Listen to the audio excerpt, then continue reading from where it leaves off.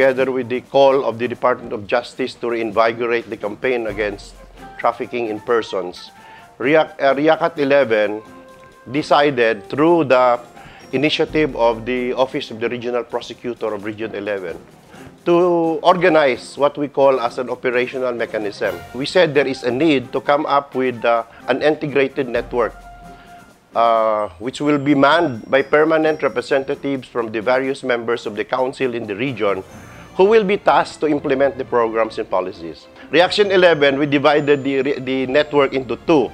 We have the so-called law enforcement unit, which is composed of all the law enforcement agencies, members of IACAT, and the psychosocial unit, which is made up of all the other non-law enforcement, such as the DSWD. Whenever a rescue operation is done and victims are rescued, everything ends there.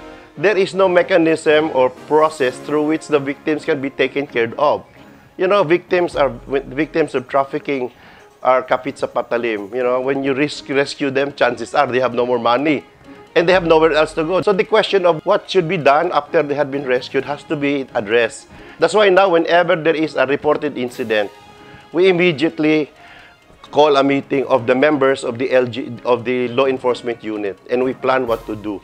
We also meet with the psychosocial unit so that when the rescue is done and the victims are rescued, they are turned over immediately to the psychosocial unit headed by DSWD.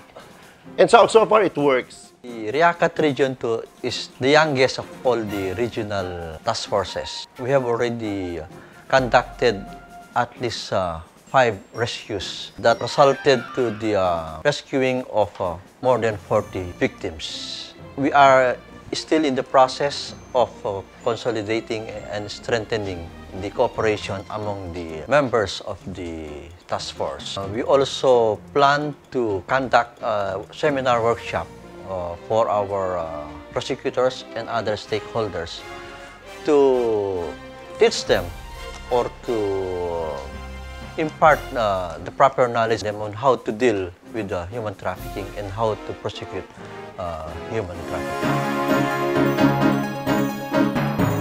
Fighting and combating trafficking in persons is a concern and duty of each and every Filipino. We must all be advocates against trafficking in persons.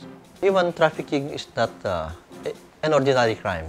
It is a crime against society and a crime against humanity. We must fight human trafficking with all our might. To the Filipino people, please help us solve human trafficking problem in the Philippines. Ang laban kontra human trafficking ay laban nating lahat.